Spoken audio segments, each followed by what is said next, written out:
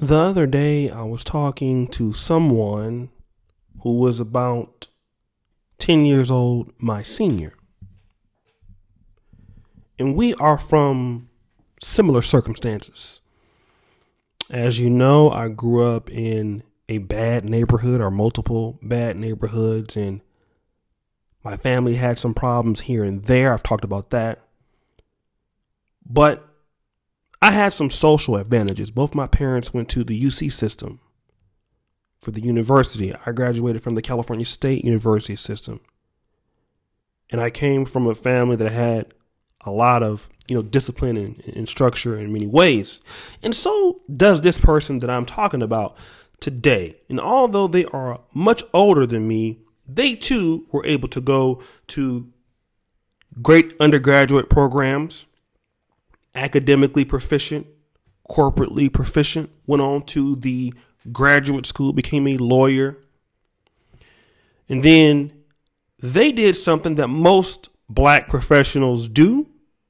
And I've been guilty of this. And we make that statement. Once we get out the hood, we ain't never coming back. Fuck the inner city and fuck the ghetto. I've made that claim multiple times on this channel about how people in certain places do not appreciate you and you feel like you don't belong at some points. I've had that same kind of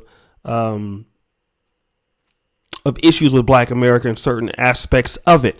But this person moves away. He marries a very attractive Black woman, and they move into a neighborhood called El Dorado Hills. Now, if you know anything about Sacramento, El Dorado Hills is right outside of Sacramento. It sits on the hills, and it is one of the most proficient, affluent places that you can live. It is really, you have made it if you live there. And one day, my friend is there. He's on the couch. His son, who is doing very well in school, living in the suburbs. He doesn't know anything about Del Paso Heights. He doesn't know anything about living in the ghetto. He doesn't know anything about any of that stuff. He says, "Dad, I want to talk to you." He says, "Okay." He says, "Well, what's going on?" He said, "Well, I have a nice young lady that I want you to meet."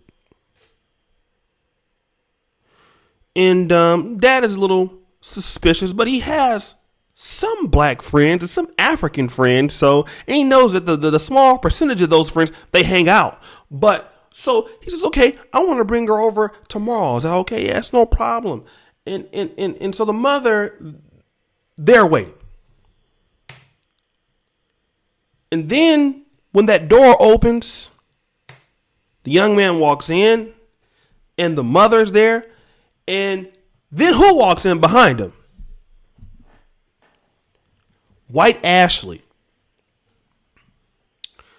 White Ashley is walking in behind Leroy. But then the mother and the father don't show her how they are feeling. They welcome in and ask for questions. And then when the young lady leaves, and the young man and the father and the mother have a short conversation, the young man goes into the room. He knows there's some tension there. The mother, she starts crying.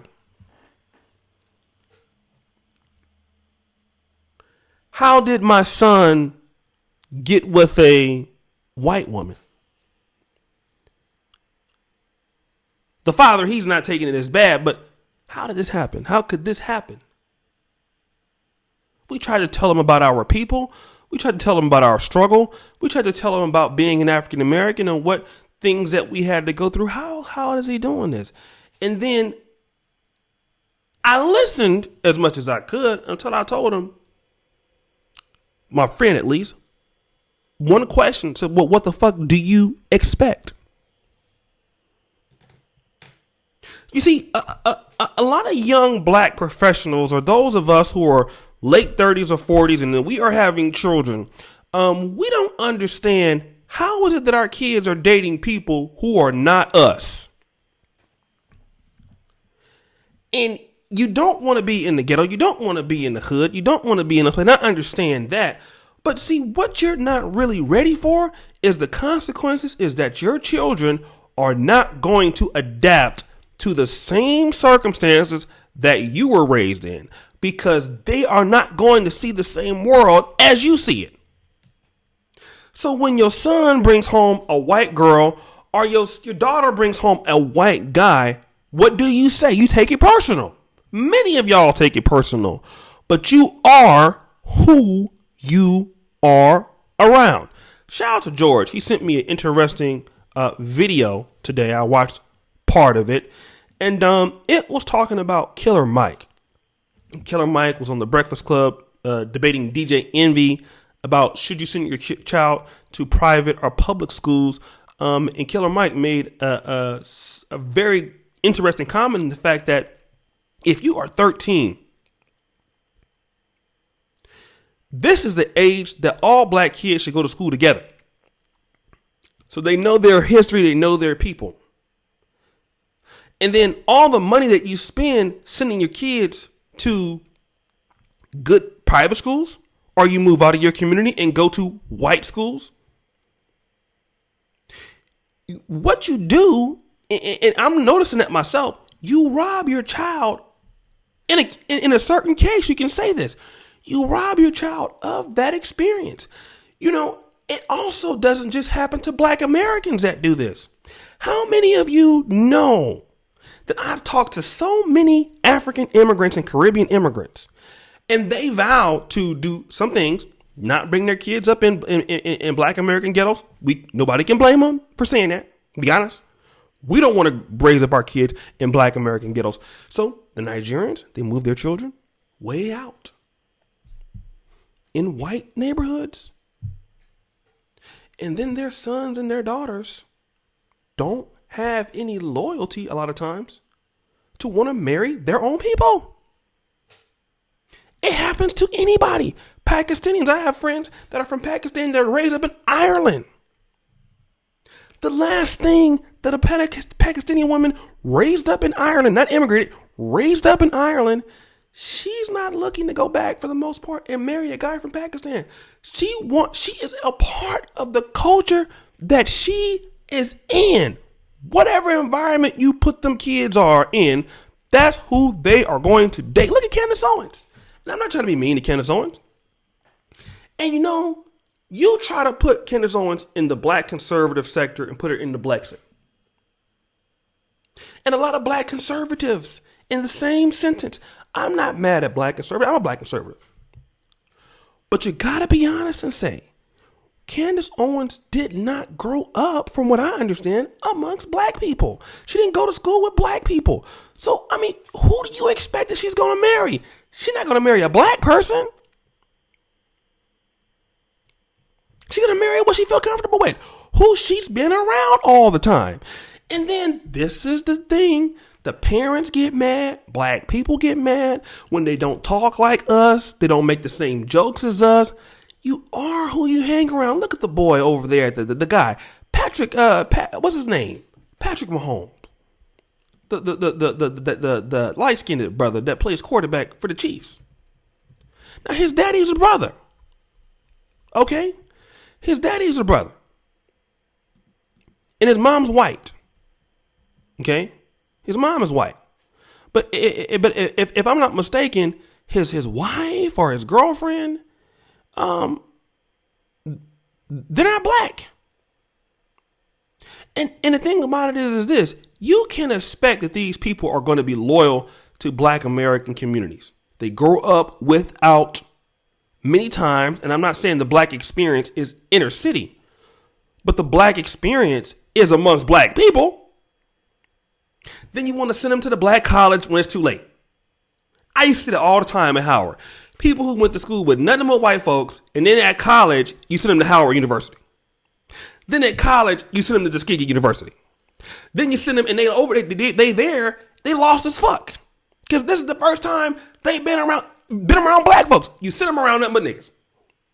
And then you put them over there in Northeast, in Northwest, on Georgia goddamn Avenue, where all the shit is popping at, where it used to be. Now it's white folks. This is what I'm saying. So you can't get mad when Leroy brings Ashley home. He's going to bring her home. Keisha is going to bring Brad home.